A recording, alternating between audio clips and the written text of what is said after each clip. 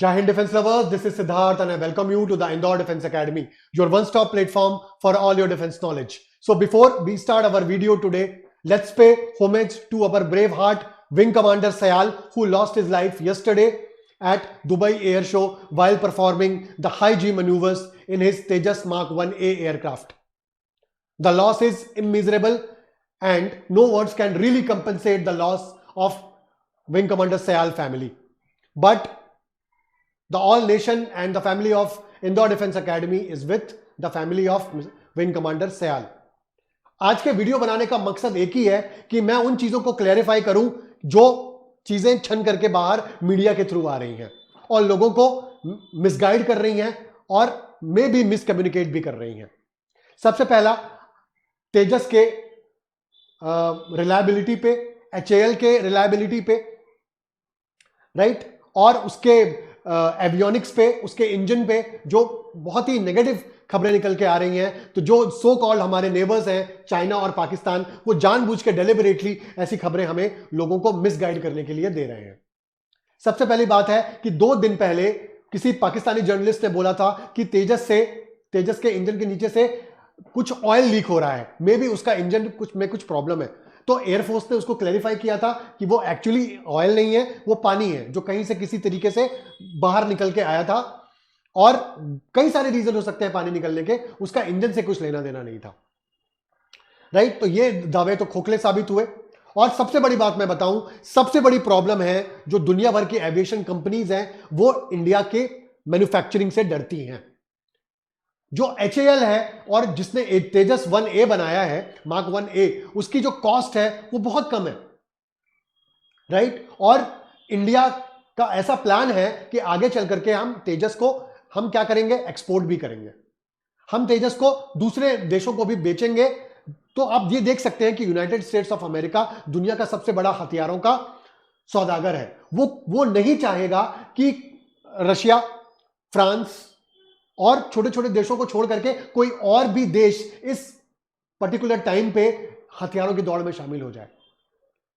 अगर मैं बात करूं कि इंडिया को अभी एक ट्रांसपोर्ट एयरक्राफ्ट की जरूरत है, क्योंकि IL-76 हमारा पुराना हो गया है और जो हम C-17 यूज करते हैं, ग्लोब मास्टर, वो भी हमारे पास ज्यादा नंबर्स में नहीं है.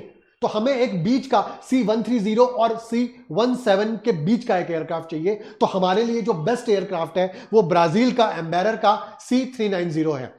तो ब्राजील ने हमें क्या बोला कि आप हमें तेजस दे दीजिए और उसके बदले में हम आपको ये इनक्रेडिबल एयरक्राफ्ट 390 आपको दे देंगे. अब ये जब खबरें बाहर निकल करके आई तो जो मेजर एविएशन कंपनीज हैं, मैं उनका नाम नहीं लेना चाहूंगा, उनमें खलबली मच गई कि इंडिया जैसा छोटा सा देश जो अभी 75 और 70 इयर्स पहले ही फ्री हुआ है, वो दूसरे देशों को हथियार कैसे बेच सकता है, वो भी इतनी खतरनाक टेक्नोलॉजी जिसको जेट टेक्नोलॉजी बोलते हैं. तो हो सकता है कि इसमें कुछ मुझे किसी साजिश की बू आ रही है, राइट. हालांकि मैं बिल्कुल गलत हो सकता हूं, लेकिन यह भी एक बात है कि कोई भी इंडिया को आगे बढ़ते हुए नहीं देखना चाहता. ना चाइना, ना पाकिस्तान, ना यूनाइटेड स्टेट्स ऑफ अमेरिका, और दबी जबान में मैं बोलूं ना रशिया और ना ही फ्रांस, क्योंकि हम उनके हथियारों के खरीदार हैं. वो नहीं चाहेगा कि उनका ग्राहक उनसे छूट जाए, क्योंकि हमारे प्रधानमंत्री जी ने क्या बोला है कि we have to be self reliant into the defence manufacturing and defence, and we have to totally stop the defence imports. हमें सब कुछ मेक इन इंडिया ही करना है.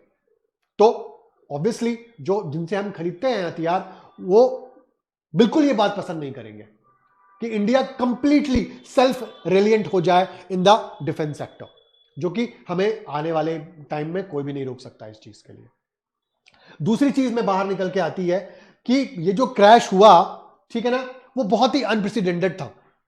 पायलट ने पहले तो वो नोज उसकी नीचे डाइव होने लग गई, लेकिन पायलट ने इसको रिकवर करने की कोशिश की. जब आप क्लिप देखोगे तो आप देखोगे, लेकिन हो सकता है कि पायलट के हाथ से बात निकल चुकी थी और बहुत लेट हो गया था कि वो इजेक्ट भी कर पाते.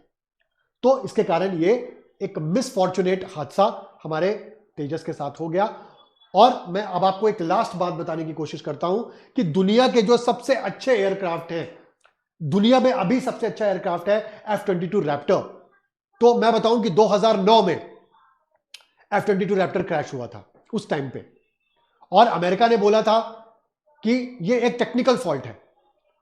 तब किसी ने लॉकहीड मार्टिन पे सवाल नहीं उठाए, तब किसी ने बोइंग पे सवाल नहीं उठाए, तब किसी ने, यहां तक कि मैं बोलूं रफाल भी कई बार टेस्टिंग फेज में क्रैश हो चुका है, एयर शोज में क्रैश हो चुका है, Su-57 Su-27 Su-30 कई बार क्रैश हो चुके हैं, पनाविया टॉर्नेडो कई बार क्रैश हो चुका है, ग्रिपन कई बार क्रैश हो चुका है, इवन F-20 रैप्टर तो 2 बार क्रैश हो चुका है। एक बार 2020 में भी F-22 रैप्टर क्रैश हुआ था, तब किसी ने लॉकहीड मार्टिन को यह नहीं बोला कि आप इनएफिशिएंट हो, आप हथियार नहीं बना सकते हो, आपको प्लेन बनाना बंद कर देना चाहिए। अमेरिका ने क्या बोला कि जो ये डिफेंस लाइन के प्रोडक्शंस हैं, खास करके जेट टेक्नोलॉजी, जब हाई क्वालिटी मिशंस होते हैं तो उसमें फैटेलिटी के चांसेस हमेशा रहते हैं।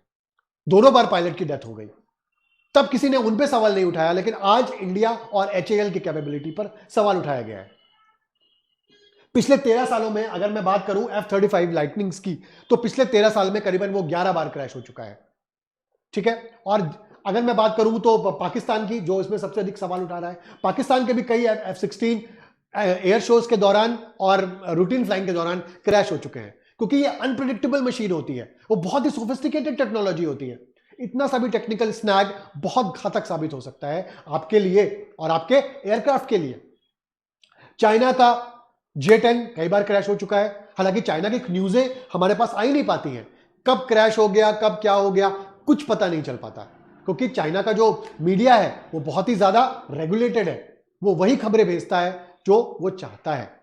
पर ऐसी कोई दुनिया में कोई एयरफोर्स नहीं हुई है जिसका एयरक्राफ्ट क्रैश ना हुआ हो। तो आज इंडिया की कैपेबिलिटीज पे क्वेश्चन मार्क लगाना हमारी कैपेबिलिटीज को चैलेंज करना है, और ऐसे दुख की घड़ी में हमें इस तरीके की बातें बिल्कुल भी नहीं करनी चाहिए, और विंग कमांडर सयाल की फैमिली के साथ और इंडियन एयरफोर्स के साथ डट करके खड़ा होना चाहिए, क्योंकि जेट टेक्नोलॉजी बहुत ही सोफिस्टिकेटेड टेक्नोलॉजी है। यह हादसा कभी भी किसी के साथ भी हो सकता है।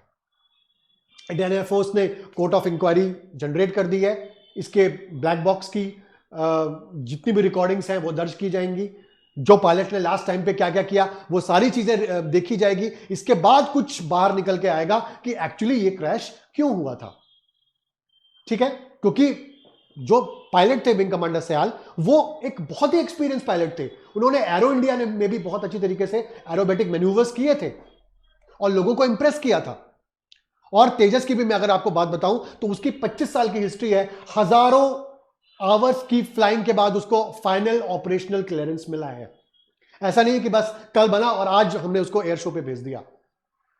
कई हजारों काबिल इंजीनियर्स, काबिल पायलट्स और कई सारे लोगों ने मिल करके उसको बनाया है, और उसकी कैपेबिलिटी को आई थिंक मैं बोलूं तेजस तो आई थिंक 25 साल में सेकेंड बार क्रैश हुआ है। एक बार इंडिया में भी क्रैश हुआ था, हालांकि इंजन की फॉल्ट थी, उसके मशीन की फॉल्ट नहीं थी।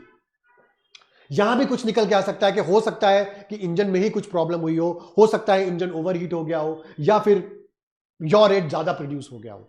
सो वी हैव टू वॉच कि what will be the outcome of the report, और हमें भी कुछ भी जजमेंटल चीजों पर ध्यान नहीं देना है, और अपने कैपेबिलिटीज को, अपने नेशन को, अपनी एयरफोर्स को अच्छी तरीके से मोटिवेट करना है कि वो आगे और भी अच्छी तरीके से काम कर सके। आई होप आपके बहुत सारे क्वेश्चंस मैंने क्लेरिफाई कर दिए होंगे। अगर आपके कोई क्वेश्चन है तो नीचे कमेंट सेक्शंस में आप पूछ सकते हैं, ठीक है। चलिए मिलते हैं अगले वीडियो पे। Stay healthy, stay fresh. जय हिंद की सेना।